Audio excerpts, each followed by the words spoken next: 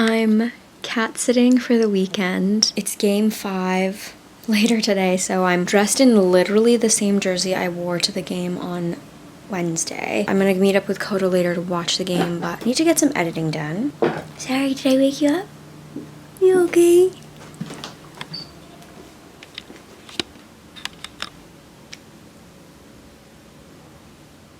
Look at their hands intertwined. Big boys in the corner alone. I have started Most Eligible. I've been reading it for 2 days and I've read so little because I keep like falling asleep on the train, excuses, and then my days are just filled with like basketball content that I'm consuming. But I do want to read like a good chunk of this because it would be pretty ideal to like finish this. I'm gonna say tomorrow. It feels impossible to finish it today because I need to edit my video. I didn't upload one for this week because it's been a pretty hectic week, but I just wanted to do a little check-in. This is part of my like library catch up. I've had this out from the library for so long and luckily no one's wanted to like borrow it, so I've been able to hold on to this copy and renew it a lot. This is Most Eligible. It's kind of reminiscent of Charm Offensive that I read a couple years ago. It is about a journalist who's going undercover to write this expose about the showrunner of a dating show similar to like The Bachelor. But turns out that the new host of the show is someone that she had a one-night stand with, and it was like this really amazing night. And there's all this tension already. I'm really enjoying it, even though I'm like only 60 pages in. Oh my goodness. Oh, you're so sleepy, huh?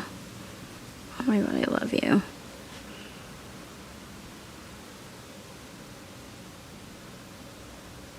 I think it's almost dinner time because they are all watching me. This one's still eating the dry food that I put out. He was just eating it too. Hopefully the AC isn't too loud, but I'm a little over 50% of the way through of Most Eligible by Isabel Engel. And I do want to finish it today, but I realized I don't have a book for tomorrow. A physical book, I don't think. I just have an audiobook, a Frida McFadden book that maybe I can read for this vlog, even though I wasn't really planning to. I feel like this book has lost steam a little bit for me. The dating show's kind of like I'm losing interest in it a little bit. I really liked like this tension between Rhett, the country singer, the host of the show, and our main character Georgia, but the show is like so incredibly fake to me. Now, I used to be someone who watched a lot of The Bachelor in like middle school, high school. I don't really watch reality TV anymore. I know right now everyone is so into Love Island, and I did have a time with a Netflix show that my friend recommended, Temptation Island, but just overall it is so fake. And I know the edits that they do on people to create this like villain narrative to get more screen time, whatever, especially Addison, who is a cosmetics influencer and definitely is vying for some more followers, which nowadays with Instagram and social media being such a big thing is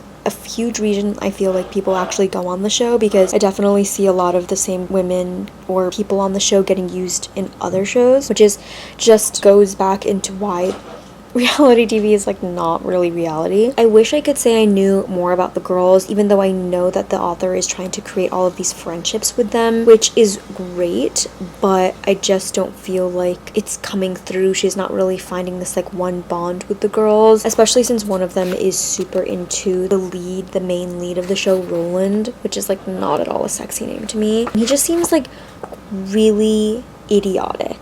Like, I don't know how to describe it, but I guess it's just doing a better job of showing that Rhett is like, oh sorry, the better option. Okay, excuse you. Please don't sit on my phone. Don't do that. Don't do that. But those are my thoughts so far. Yeah.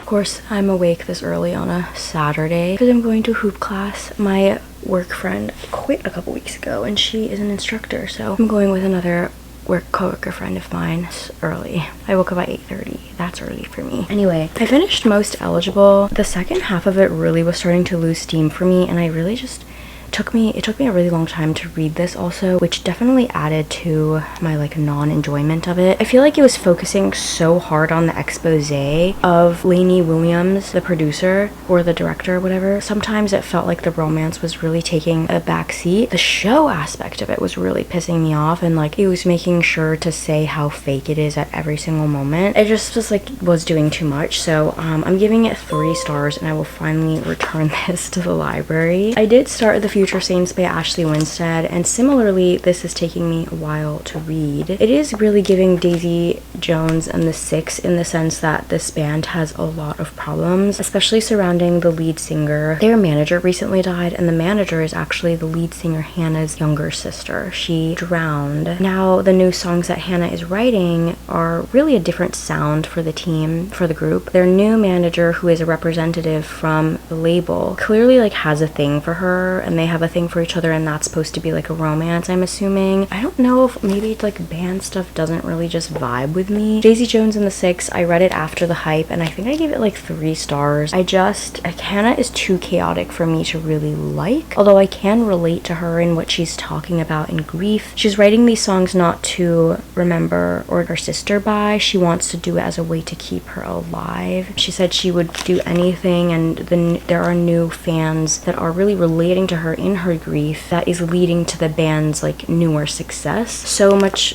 like that they're on Rolling Stones. They had like a piece written about them, a feature. They were on Jimmy Kimmel. Now they're gonna be on SNL. They're really like new, up and coming. Theo, the manager, is really trying to like keep the group together because the way that they function is very, very unconventional. And especially with this type of fame, you really have to keep them on track and putting out new stuff little by little just to keep the label happy and making them money. I'm gonna go finish getting ready. My throat's so dry because Coda's been keeping the fan on overnight. It's just too hot not to. We're on a flood watch right now, though it hasn't started raining, and I'm nervous about that because I still have to go to work. I look really pale. Love that for me. Last night I finally finished Future Saints, which I am giving 3 stars. I feel like honestly it could be closer to like 2.75 even. I think this is also kind of being compared to Almost Famous, the movie. Couldn't really get myself to care about these people though. And like the romance between Theo and Hannah, maybe. But it felt so like savior complex because they described Theo as being that way. Fortunately, this is my least liked Ashley Winstead book. I've enjoyed everything else by her. Hopefully I enjoy her new book coming out soon, Hot Girl Murder Club. Maybe because it wasn't like a mystery or this was like solely contemporary, which her other books are mostly like thrillers or romances. My next book was going to be the George R.R. Martin book, but this one is actually due sooner at the library, so I'm gonna read this. This is Just Friends by Haley Pham. I've heard really, really mixed things about this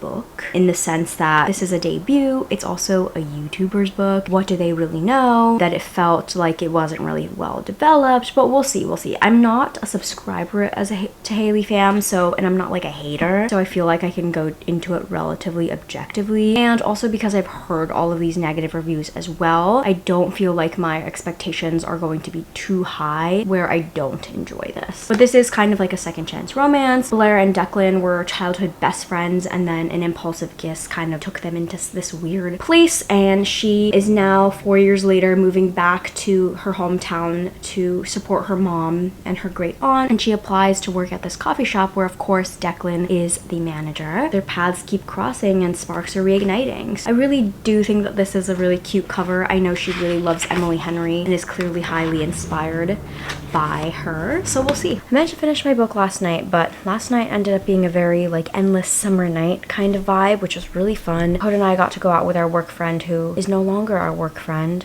because she doesn't work with us anymore. It was really nice to catch up, and like the weather was so perfect. I am still reading Just Friends, which I don't know if I've talked about since starting it, so maybe that's a good thing. I still have maybe like, wow, this book's kind of long. Oh, these are drafts. Is that cool? Like how many? It's an annotated chapter. I have math 90 pages left. That's kind of a decent amount, give or take right now. So Blair took like a deferral from being hired at a really prestigious firm in New York to go home to take care of her ailing aunt, to help her mother also, and she's from this little small town in California. She sees her ex-best friend essentially, who she has not seen in 4 years. It does annoy me a little bit how much she mentions her college. I don't think we need to know the name of the college that much or where she went to school, but that's like really nitpicky. I think so far it's doing really well. She is grieving the loss of her aunt, but also is grappling with like being far away from her friends who she lives in like different states with now. They